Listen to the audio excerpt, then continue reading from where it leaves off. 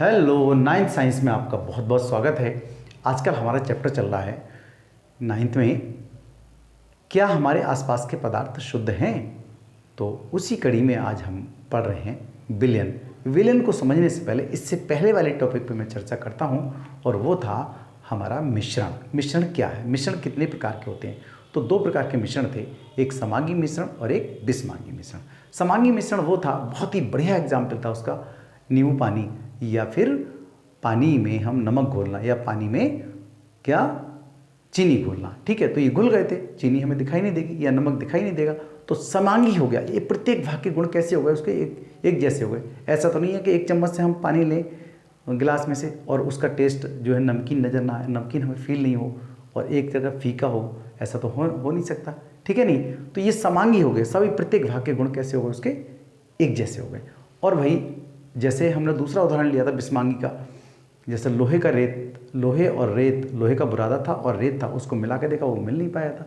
अलग अलग रेत नज़र आ रहा था हमें, और बुरादा भी हमें अलग अलग। तो इसके अलग अलग, या इसका एक एग्जाम्पल और मैं आपको बताऊं जो था, देखो ये परख ली थी हमारे पास टेस्ट ट्यूब। देखो इसमें हम देखेंगे तो पानी अलग निकल आएगा, पानी का टेस्ट अलग, और यहाँ पर देखेंगे निकाल के तो यहाँ पर तेल आएगा निकल के। ये तो ये पानी और तेल का मिश्रण था। तो ये अलग है, अलग अलग है। इसके प्रत्येक भाग के गुण जो है अलग अलग होते हैं, वो विषमांगी कहलाएंगे, और जिसके प्रत्येक भाग के गुण एक जैसे थे वो समांगी कहलाएंगे। तो मैं समांगी का एक बार फिर दोहरा देता हूँ आपको। गिलास लिया हमने, ये पानी ले लिया है, और पानी में डाल रहे हैं थोड़ा सा नमक डाल रहे हैं। ठीक है, ये नमक हम ले रहे हैं, नमक डाल दे रहे हैं इसमें, और नमक डाल के इसमें घोल दे रहे हैं। तो नज़र क्या आएगा, आपको नज़र आ रहा है, जरा देखें। जैसे हमें तेल नज़र आ रहा था, क्या हमारे, देखो भाई, नमक गायब, नमक चला गया, घुल गया, समा गया, खो गया नमक। सही बात है क्या। और पानी हमें नज़र आ रहा है, तो ये कहलाएगा आपका समांगी मिश्रण। ओके, चाहे इसमें हम नींबू डाल दें तो नींबू भी नज़र नहीं आएगा हमें, चीनी डाल दें थोड़ी सी, चीनी भी नज़र नहीं आएगी, वो भी घुल जाएगी। कंप्लीटली हमें एकदम प्रत्येक भाग के गुण, अगर हम इसको पियेंगे तो एकदम नमकीन फील होगा हमें। ठीक है, महसूस होगा। और फिर उसके बाद देखते हैं, ऐसा तो नहीं है कि इसमें से नमक निकाल लो और पानी अलग निकाल लो, ऐसा नहीं है। प्रत्येक भाग के गुण इसके एक जैसे होते हैं। तो वो समांगी, जितने भी दो या दो से अधिक पदार्थ डाले जाते हैं, मिलाए जाते हैं और समांगी मिश्रण बना लेते हैं, बस उसी का नाम विलयन है। ठीक, तो आज का टॉपिक हम पढ़ेंगे विलयन। ओके, क्या है आइए देख लेते हैं। विलयन सॉल्यूशन बोलते हैं इंग्लिश में उसको, दो या दो से अधिक पदार्थों का समांगी मिश्रण। तो दूसरा नाम विलयन है। बस समांगी जो मिश्रण होता है उसको हम विलयन ही कहते हैं, विषमांगी मिश्रण को हम विलयन नहीं कह सकते। ओके नहीं, समझ गए नहीं। तो दो या दो से अधिक पदार्थों का समांगी मिश्रण विलयन कहलाता है। जैसे नींबू पानी, बिल्कुल ठीक, बिल्कुल समांगी मिश्रण बनेगा इसका। सोडा पानी, ये भी समांगी मिश्रण बनेगा। चीनी पानी, इसको चीनी पानी घोलेंगे तब भी ये समांगी मिश्रण बनेगा, और इसको कहेंगे हम फिर विलयन। आपको क्लियर समझ में आ गई होगी। विलयन क्या चीज़ थी, समांगी मिश्रण होता है, दो या तीन या चार पदार्थ आपस में घुल जाएं और पता न चले, उसके गुण जो हैं प्रत्येक भाग के एक जैसे हो जाते हैं, वही क्या कहलाएगा, समांगी मिश्रण कहलाएगा, और उसी का नाम हो जाएगा फिर विलयन। क्लियर, समझ में आ गई होगी बात आपके। अब देखते हैं विलयन के दो भाग होंगे। अब बताओ भाई, जरा ये देखो, ये विलयन है तैयार, समांगी मिश्रण है, इसका मतलब विलयन है। तो आप ये बताओ, इसमें हमने नमक डाला था और डाला था, मान लिया चीनी डाल दी इसमें, तो इसमें क्या चीज़ घुली, नमक डाल दिया हमने इसके, और पानी ये है, और नमक चला गया भाई, नमक तो खो गया इसके अंदर, खो गया, घुल गया, समा गया इसके अंदर।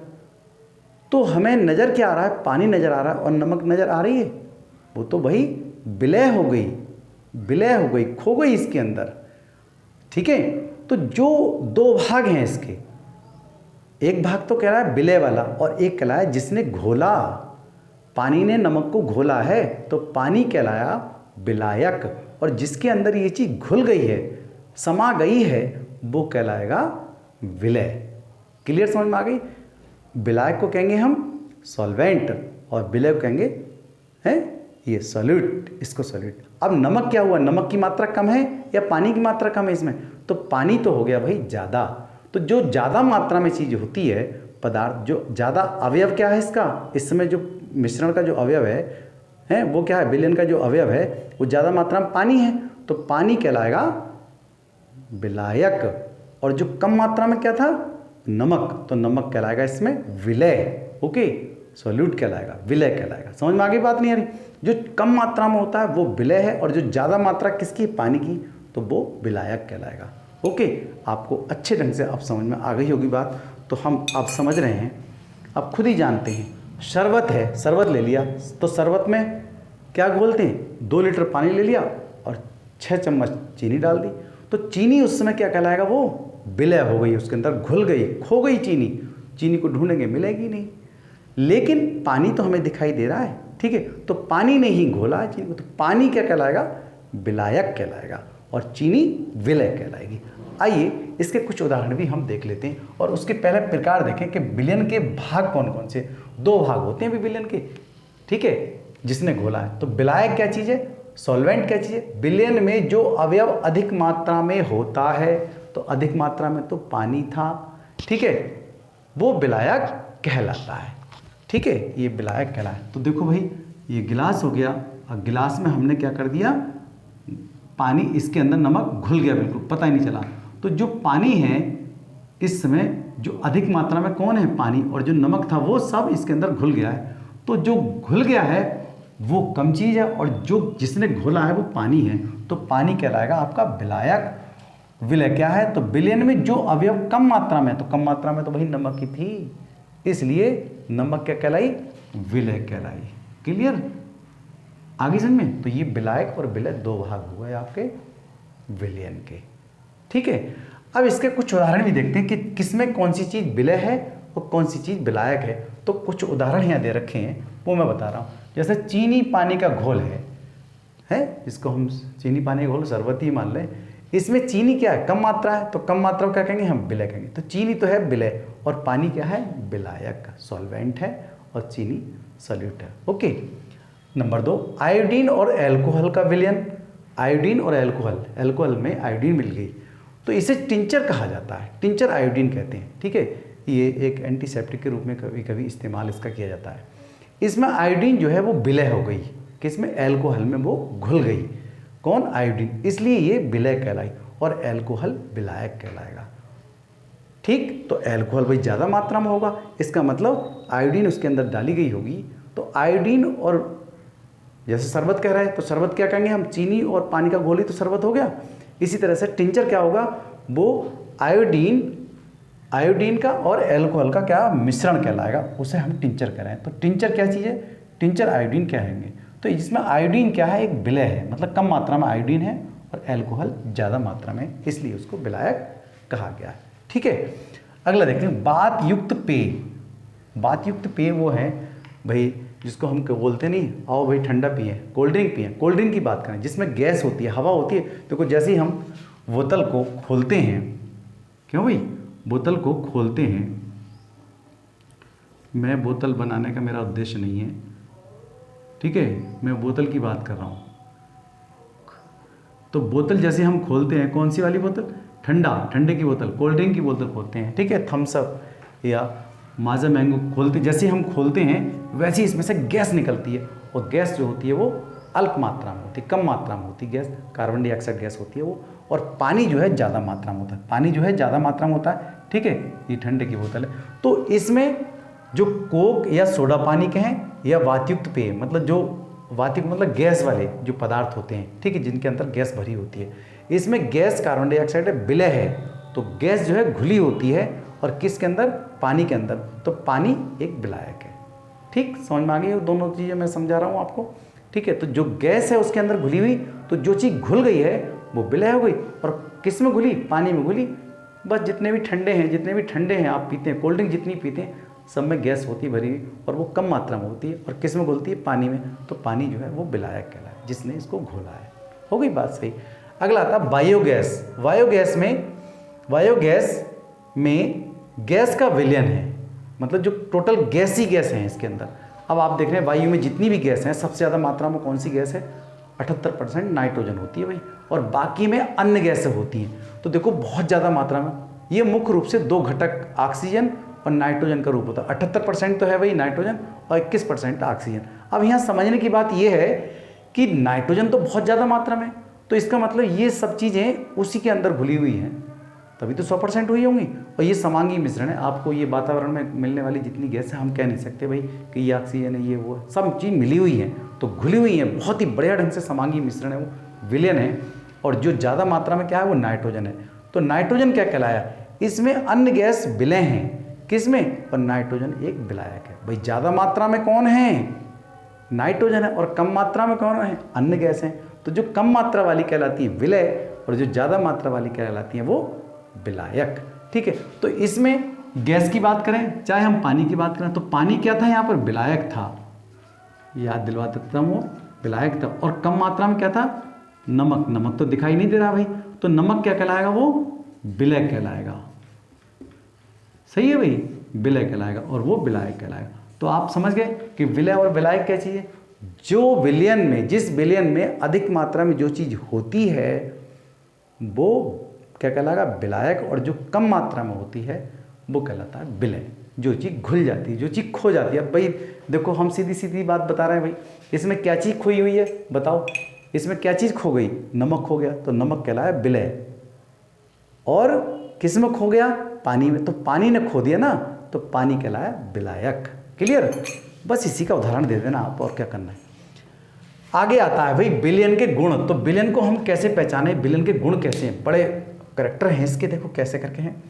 विलयन एक समांगी मिश्रण होता है, बिल्कुल सही बात है भाई, विलयन तो भाई समांगी मिश्रण ही होगा, वो विलयन नहीं होगा जो विषमांगी मिश्रण होगा। विषमांगी में सब चीज़ दिखाई देती है, लेकिन समांगी में एक जैसा पदार्थ होता है समांगी में।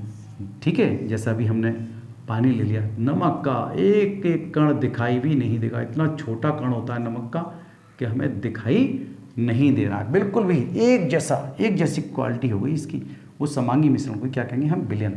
आपने देखे होगी कि दवाइयाँ होती हैं उस पर लिखा होता है सॉल्यूशन, तो उसमें हम देखते हैं कौन कौन सी दवाई इसके अंदर पड़ी होती है, नहीं कलर वलर तो दिखाई दे जाते हैं, लेकिन ये दिखाई नहीं देता इसके अंदर कौन सी दवाइयाँ पड़ी होती हैं। सॉल्यूशन होता है वो विलयन होता है। ओके, उसको हिलाने की जरूरत नहीं पड़ती है। आगे आता है नंबर 2, विलयन के कण बहुत छोटे होते हैं, इतने छोटे होते हैं, इतने छोटे होते हैं कि वो हमें आँखों से दिखाई नहीं देते, बिल्कुल भी इतने छोटे कण होते हैं। इन कणों का जो मोटाई होती है, गोलाई होती है, व्यास जो होता है वो 1 नैनोमीटर अर्थात 10⁻⁹ मीटर के बराबर होती है। आप देखो कितना छोटा होगा कि आंखों से दिखाई नहीं देगा। अब बताओ इतना छोटा है, बताइए नमक के कण कहीं दिखाई दे रहे हैं भाई, हमारे बस की बात तो है नहीं, आपके बस की बात हो तो देख लो भाई, दिखाई दे रहा है नमक का कण, नमक का कण इतना छोटा है कि वो 10⁻⁹ मीटर के आसपास होगा, बहुत ज़्यादा छोटा कण है। तो भाई कैसे दिखाई दे जाएगा है, देखो भाई 1/10 को भाग करें तो आएगा उत्तर 0.1, और अब अगर हम यहाँ से भाग करें तो आएगा 0.1, ऐसे बढ़ाते जाएं तो बहुत ज़्यादा छोटा हो गया, इतना ज़्यादा छोटा होगा कि हम आँखों से देखना संभव नहीं है। अब इसके नीचे भाई कितने जीरो लगाने हैं, 9 जीरो लगाने हैं भाई, 10 की घात ये -9 है, ऐसे लाएंगे नीचे तो क्या हो जाएगा, ये 10 की घात प्लस का 9 हो जाएगा, और प्लस का मतलब क्या है 1 2 3 4 5 6 7 8 9। अब भाग दे के जो उत्तर आएगा बहुत आएगा, बहुत ही कम आएगा, और बहुत कम आएगा तो आप जान लो कि उसका आकार कितना होगा, व्यास कितना होगा। ठीक है, कण का जो पानी में घुला हुआ है या जो इसका है आयोडीन का है या फिर चीनी का है जो घुल करके तैयार हो गया उसका कण। ठीक है, समझ गए होंगे आप। कण छोटे होने के कारण गुजर रही प्रकाश की किरण को फैला नहीं पाते। देखो भाई कोई कण है, जैसे ये है, अब जैसे ये गिलास था, अब गिलास के सामने से हम टॉर्च की रोशनी डालें, इस तरह से टॉर्च की रोशनी डालें तो टॉर्च की रोशनी आर पार तो चली जाएगी बहुत आसानी से, लेकिन ये हमें दिखाई नहीं देगी कि भाई ये टॉर्च की रोशनी जा रही है इस तरह से, मतलब टिंडल प्रभाव के जैसा दिखाई नहीं देगा। टिंडल प्रभाव हम आगे पढ़ाएंगे। अगर यहाँ धुआं भर रहा हो, गिलास में धुआं भर रहा हो मोमबत्ती उसका अगरबत्ती का, तो हमें आराम से ये जाता हुआ प्रकाश दिखाई दे जाएगा। तो इतने छोटे होते हैं कि कण जो है वो बहुत ज़्यादा, वो सीधा प्रकाश निकल जाता है, वो टकराता नहीं है, इस कणों से टकराता, कण से टकराता तो वो हमें दिखाई दे जाता है। इसका मार्ग, इसका रास्ता, किसका प्रकाश का रास्ता हमें दिखाई नहीं देता, क्योंकि ये जो कण होते हैं इतने छोटे होते हैं कि प्रकाश के प्रकाश की किरणों को फैला नहीं पाते, गुजर रही प्रकाश की किरण को फैला नहीं पाते, इसी कारण विलयन में से प्रकाश का मार्ग दिखाई नहीं देता है। देखो भाई, आपसे प्रश्न आएगा, कैसा आएगा, क्या विलयन में प्रकाश का मार्ग दिखाई देता है? तो आप कह देता नहीं, आपको कहना नहीं दिखाई देगा। ठीक है, थोड़े मोटे कण होते तो दिखाई दे जाता भाई, विलयन के कण बहुत ही ज़्यादा छोटे होते हैं। अगला हिस्सा देखेंगे, छानने की विधि द्वारा विलय के कणों को विलयन से पृथक नहीं कर सकते। आप सोचो कि चलो भाई आओ, चीनी घुली हुई है, चलो छान लेते हैं, बारीक से बारीक कपड़े में, बारीक से बारीक कपड़े में छान लेते हैं, तो चीनी अलग अलग कर लें और भाई नमक अलग कर लें या फिर पानी अलग कर लें, ठीक है नहीं, तो ये हम अलग नहीं कर पाते हैं। अगर सॉल्यूशन को हम रख भी दें यहाँ पर, आप सोचें कि यहाँ हमने गिलास में पानी नमक घुला हुआ है, चलो भाई कल को नीचे बैठ जाएगा नमक, हम निकाल लेंगे, तो ऐसा भी नहीं है।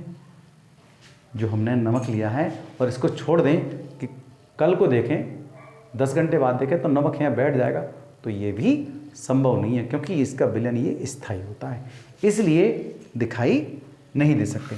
छानने की विधि द्वारा विलय के कणों को विलयन से पृथक नहीं कर सकते, मतलब अलग नहीं कर सकते।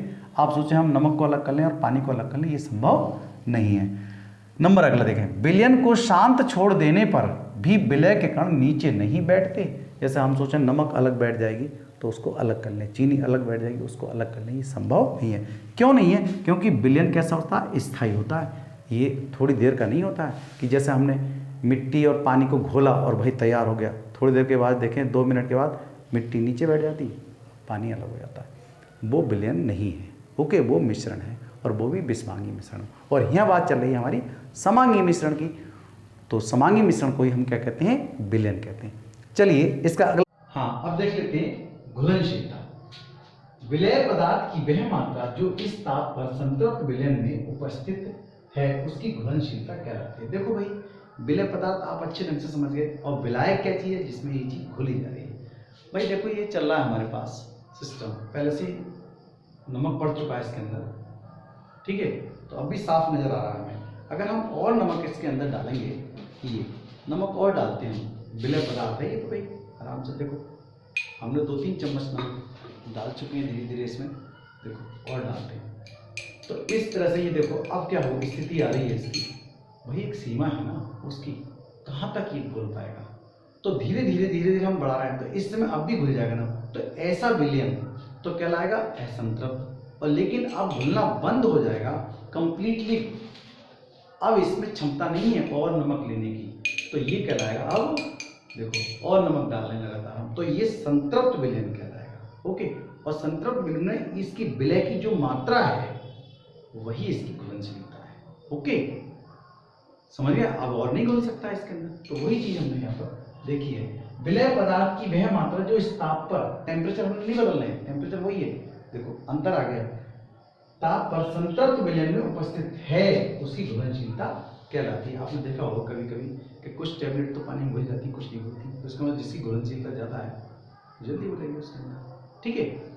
तो इस प्रकार से विलयन भी 2 प्रकार के हुए, मतलब जो आसानी से घुल जा रहा है उस समय वो कहलाएगा उसका असंतृप्त विलयन।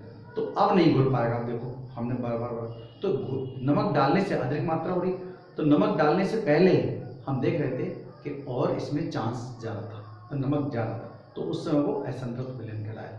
अब घोलते घोलते नमक काफ़ी मात्रा में हो चुका है इसके अंदर, और अब इसका पेट भर चुका है, खाली नहीं है। जैसे मैं 4 रोटी खाता हूँ और चारों की चारों रोटी मैंने खा ली, तृप्ति हो गई, संतृप्त हो गए, अब हम और नहीं खा सकते। बिल्कुल यही सिस्टम समझें, हम संतृप्त हो गए, ठीक है, और अभी हमने 2 ही रोटी खाई है तो हम और खा सकते हैं, मतलब और नमक इसमें जा सकता है, खाली है, जगह है, तो खाली है तो ये वो असंतृप्त कहलाएगा। खाली नहीं है, कंप्लीटली भर गया है नमक से, ओके, घुल गया है कंप्लीटली, अब इसके बाद और नहीं घुल सकता, वो कहलाएगा इसका संतृप्त। तो इस प्रकार विलयन के 2 भाग हुए, एक संतृप्त विलयन और एक असंतृप्त विलयन। तो संतृप्त विलयन क्या है? एक निश्चित ताप पर यदि विलयन में और विलय नहीं घुलता, अब इसके अंदर और विलय नहीं घुलता, तो उस विलयन को संतृप्त विलयन कहते हैं। देखो भाई, इस समय लग रहा है मुझे कि और घुल जाएगा, तो घुल जाएगा, तो इस समय तो असंतृप्त है, लेकिन और घुलना चाहेंगे हम, लगाएंगे, मतलब और डाल देते नमक, तो इसका मतलब क्या है, धीरे धीरे नमक अब इकट्ठा होता चला जाएगा ऊपर की तरफ, ठीक है। तो इसका मतलब है कि अब जैसे गिलास है ये, और गिलास में हम और नमक डालेंगे तो लगातार धीरे धीरे यहाँ इकट्ठा होना शुरू हो जाएगा। इसका मतलब और नहीं घुल पा रहा वही नमक, तो नहीं घुल पा रहा, इसका मतलब वो संतृप्त हो गया, और घुल सकता था तो वो असंतृप्त है। तो यदि 1 विलयन में विलय की मात्रा संतृप्तता से कम, मतलब संतृप्त होने से पहले पहले हम डालें कम, ठीक है, तो इसे असंतृप्त विलयन कहते हैं। तो अभी ये असंतृप्त हो गया, वही हमने कई सारे चम्मच डाल चुके हैं।